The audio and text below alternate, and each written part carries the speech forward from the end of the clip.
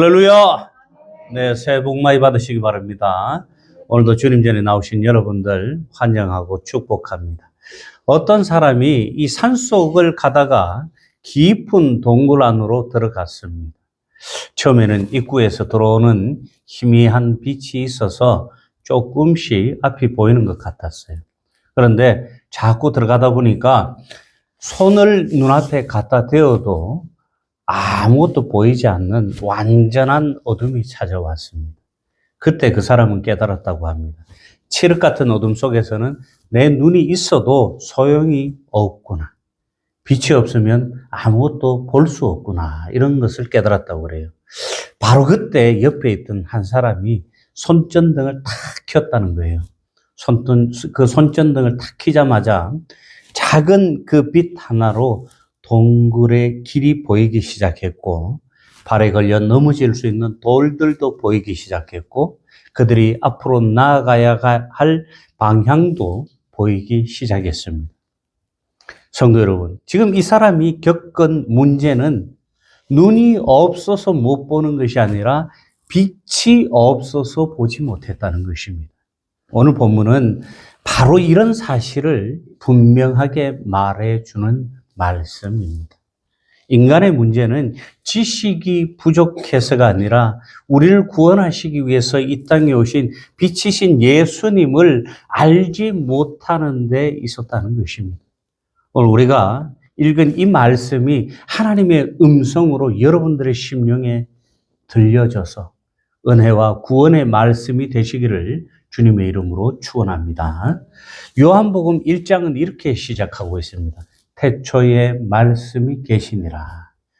여러분, 이 표현은 창세기 1장 말씀과 정확히 연결되는 말씀이에요. 창세기 1장 1절에도 보면 이렇게 되어 있죠. 태초에 하나님이 천지를 창조하시니라. 이렇게 되어 있습니다. 요한은 의도적으로 창조의 언어를 사용해서 예수님의 구약의 모든 약속을 성취하는 분이심을 선포하고 있는 것입니다. 말씀이신 예수 그리스도께서 태초부터 그 옛날 하나님께서 천지를 창조하시던 그때부터 이미 하나님과 함께 계셨고, 그로 말미암아 천지 만물이 창조되었던 것입니다. 그 안에 생명이 있었고 그 생명은 사람들의 빛이었습니다. 그러나 어둠에 있는 사람들은 그 빛을 깨닫지 못했다는 것입니다. 그래서 하나님께서는 한 사람을 준비해서 주님보다 먼저 세상에 보내주십니다. 그가 바로 세례 요한이었습니다. 요한은 빛이 아니었지만 빛에 대하여 증언하기 위해서, 그 빛에 대해서 사람들에게 알려주기 위해서 먼저 보냄을 받은 사람이었습니다. 예수님은 생명의 말씀이신 하나님이십니다. 성경은 요한복음 1장 1절에서 이렇게 말씀합니다. 태초에 말씀이 계시니라. 이 말씀이 하나님과 함께 계셨으니 이 말씀은 곧 하나님이시니라. 아멘. 구약에서 말씀은 히브리어로 다바르라는 말입니다. 이 말은 단순한 소리가 아니라 하나님의 의지와 능력이 담긴 언어 행위를 의미합니다. 제가 언어학과 출신인데 언어학에서는 이 언어를 어떻게 규약을 하냐면은 상호간에 서로 약속된 음성 기호라고 정의를 하거든요. 단지 소리 기호에 불과하다는 거예요. 그러나 하나님의 말씀은 단순한 이 음성 기호가 아니라 우리의 삶을 바꾸는 권능의 말씀이시라는 것입니다. 하나님의 말씀은 하나님의 주권에서 나왔기에 선지자들은 그 말씀을 바꿀 수 없었고 그대로 전해야만 했습니다. 사도 요한은 이 말씀을 신약에서 로고스로 표현합니다. 구약에서는 다바르, 신약에서는 로고스라고 말합니다. 이는 예수님께서 단지 말씀을 전하신 분이 아니라 말씀 그 자체로 이 땅에 오신 하나님이심을 의미하는 것입니다. 성도 여러분, 예수님은 우리처럼 하나님이 창조하신 피조물이 아니에요. 저와 여러분들은 모두 다 하나님께서 창조하신 피조물입니다. 그러나 예수님께서는 그 자신이 하나님이세요. 예수님은 태초부터 하나님과 함께 계셨고 만물이 그로 말미암아 지음을 받았습니다. 그러므로 예수님 안에만 참 생명이 있는 것입니다. 세상의 모든 인간은 예수님으로부터 생명을 공급받아야만 하는 것입니다. 이 세상 사람들은 지금도 자신들의 존재 이유를 알지 못한 채 세상에 방황하는 사람들이 무지기수입니다. 여러분, 요즘 세상을 보면은 생명을 잃은 채 살아가는 사람들이 너무나 많습니다. 이런 모습을 보노라면 너무나 가슴이 아프고 답답하고 안타깝기 그지없다는 거예요. 예수님께서는 이렇게 생명을 잃은 채 살아가는 사람들에게 생명을 주시기 위해서 성육신해서 이 땅에 오신 것입니다. 그래서 예수님을 믿고 영접하는 자들에게 하나님은 참 진리와 그들에게 영원한 생명을 주셨어요. 예수님은 어두운 세상을 밝히는 참 빛이십니다. 성경은 요한복음 1장 4절에서 5절 말씀에서 이렇게 말씀합니다. 그 안에 생명이 있었으니 이 생명은 사람들의 빛이라. 빛이 어둠의 빛이 돼 어둠이 깨닫지 못하더라. 아멘. 빛이 어둠을 비추었지만 어둠이 그 빛을 깨닫지 못했다는 거예요. 하나님께서 창조하신 세상은 하나님께서 보시기에 심히 좋았습니다. 하나님께서 보시기에 부족함이 없는 아름다운 창조의 세계였습니다. 창세기 1장을 보면 하나님이 천지를 창조하실 때마다 매 순간 하나씩 만들어 놓고 나서 뭐라 그러십니까? 하나님이 보시기에 좋았더라 라고 하셨어요.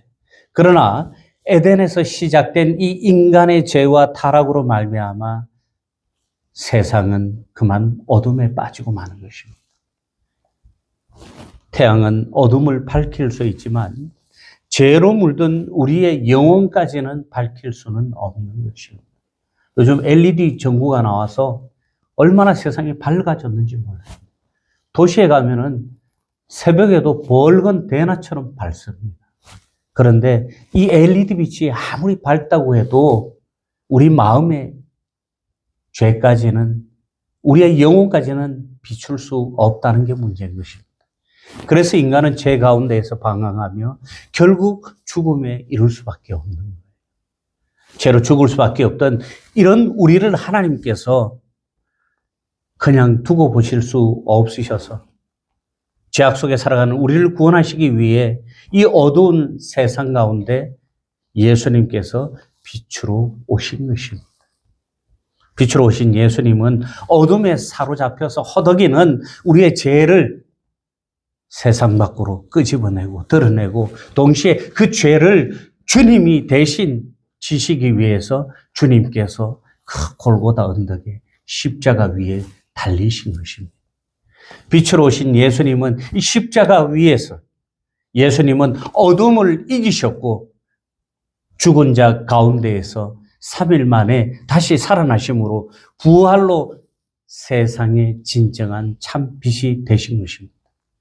이 빛을 받아들이는 자는 더 이상 어두움 가운데 있지 않고 죄와 사망 권세에서 자유롭게 된 것입니다. 사랑하는 성도 여러분, 빛으로 오신 예수님의 사랑을 깨닫고 그 빛 가운데 거하며 살아가시기를 바랍니다. 마지막으로 우리는 빛을 증언하는 사람으로 부름을 받은 사람들이에요. 그냥 세상에 아무 없이 와서 그냥 살다가 연수가 다 되면 가는 것이 아니라 하나님의 철저한 계획에 의해서 이 세상에 태어나서 우리가 살아가고 있다는 것입니다. 성경은 요한복음 1장 6절 8절에서 이렇게 말씀합니다. 하나님께로부터 보내심을 받은 사람이 있으니 그의 이름은 요한이라. 아멘. 이 시대에 빛을 밝히는 요한이 되시기를 주님의 이름으로 축원합니다. 세례 요한은 빛은 아니었어요. 그러나 그는 빛을 증언하는 사람이었어요. 즉 빛으로 오신 예수님을 증언하고 빛으로 오신 그 예수님을 더 밝게 만들어주는 역할을 했던 사람인 것입니다. 증언하는 사람은 먼저 생명의 말씀으로 구원받은 사람이에요. 이 빛을 밝히고 증언을 해야 하는 사람은 그에 못지않게 생명의 말씀으로 구원받은 하나님의 자녀이어야 한다는 것입니다. 요즘 유튜브나 TV 보면은 이상한 일들이 막 벌어져요. 스님이 복음을 말씀하고 전혀 교회하고 아무 상관없는 사람이 성경에 대해서 강의를 하고, 여하튼 교회하고 전혀 상관없는 분들이 이 생명의 말씀에 대해서 논한다는 것입니다. 어떻게 보면 좋아 보이지만 사실은 굉장히 위험한 거예요. 왜? 하나님의 말씀으로 구원받지 않고 하나님의 말씀을 증거한다는 것이 얼마나 위험하고 모순된 것입니다. 내가 체험하고도 전하는데 부족함이 많은데, 내가 체험하지도 않고 내가 먹어보지도 않고 그 맛을 표현한다는 것이 얼마나 위험한 거예요. 옛말로 시골 깡촌에 사시는 분이 서울 동대문 가보지도 않고 주변 사람들인데 얘기만 쭉 듣고는 서울의 동대문이 이렇게 생겼다고 우기는 거하고 똑같은 거예요. 그래서 생명의 말씀을 증언하는 사람은 생명의 말씀으로 구원받은 사람이어야 한다는 것입니다. 예수님을 정확히 알고 예수님을 사랑하고 예수님과 동행하는 사람이어야 하는 것입니다. 증인의 삶은 자신을 드러내는 삶이 아니에요. 자신을 자랑하는 삶도 아니고 물질이나 출세를 자랑하는 삶도 아닙니다. 오직 빛으로 예수님을 바라보게 하는 삶이어야 한다는 것입니다. 예수님만 바라보며 우리를 죄에서, 이 죄의 어둠에서 구원하신 오직 예수님만 자랑하는 인생이 바로 이 주님을 증언하는 사람이어야 한다. 이 주님을 증언하는 사람은 바로 이런 사람이라는 거예요. 세상의 것을 자랑하는 것이 아니라 예수님만 바라보며 예수님만 자랑할 수 있는 사람, 오직 예수만 집중해서 바라보며 내 삶의 첫 번째로 여기고 살 수 있는 사람이어야 한다는 것입니다. 사랑하는 성도 여러분, 주님을 통해서 구원받은 우리는 아직 예수님을 모르는 영혼들에게 부지런히 우리가 받은 이 복음을 전하는 삶을 살아야 하는 것입니다. 우리 교회 주제표가 뭡니까? 땅끝까지 이르러 전하라입니다. 땅끝까지. 어디든지 발길 닿는 대로 끝까지 가서 여러분 복음을 전하시기 바랍니다. 누구든지 만나면 사람 험담하지 말고 예수님 얘기하시고 복음 전하시기 바랍니다. 생명을 살리시기 바랍니다. 여러분, 의사만 생명 살리는 게 아니에요. 여러분들이 전하는 그 복음 한마디가 죽어가는 영혼을 살리고 삶에 찌들어서 절망하고 좌절의 늪에서 마지막 자신의 생명을 정리하려고 하는 그들의 삶을 살리는 생명의 말씀이 되는 줄로 믿습니다. 여러분, 예수님은 빛으로 오신 생명의 말씀이십니다. 예수님은 이 어두운 세상을 밝히는 진정한 참 빛이십니다. 그리고 우리는 그 빛을 증언하도록 부름받은 하나님의 사람들. 여러분들의 정체성이 뭡니까? 하나님께 구원받은 하늘에 속한 하나님의 사람들. 얼마나 거룩하고 멋져요. 내 행색이 초라하다고, 내가 가진 것이 없다고, 내가 배운 것이 없다고 세상에 주눅들어서 절대로 고개 숙이지 마시기 바랍니다. 여러분, 세상에 고개 숙이면 하나님께서 눈물 흘리시는 거예요. 하나님의 자녀들인 여러분들이 세상에 나가서 하나님의 자녀로서의 그 거룩성과 자존심을 땅에 내려놓으면 하나님 마음이 찢어지십니다. 여러분들 다, 자녀분들 다 장성하고 키워보셔서 알겠지만 내 자녀가 밖에 나가서 기죽어서 고개 푹 숙이고 아무 말도 못하고 돌아다닌다면 그 모습을 옆에서 보는 부모의 마음이 어떻겠어요? 가슴이 찢어지는 거예요. 그죠? 여러분, 힘내시고 승리하시기 바랍니다. 그리고 우리는 그 빛을 증언하도록 부름받은 하나님의 사람들이기에 당당하게 세상에서 승리해야 합니다. 하나님의 말씀을 증언하는 우리가 고개 떨구고 세상에 낙담하고 살아간다면 누가 우리의 말씀을 받아들이고 누가 우리가 전하는 복음을 듣고 믿겠어요? 지 인생도 똑바로 못하고 살아요. 오늘 이 땅에 오신 예수 그리스도를 붙들고 땅 끝까지 이 복음을 전하는 저와 여러분들 되시기 바랍니다. 내가 드러나는 인생이 아니라 오직 예수만 드러나는 인생이 되기를 주님의 이름으로 간절히 축원합니다.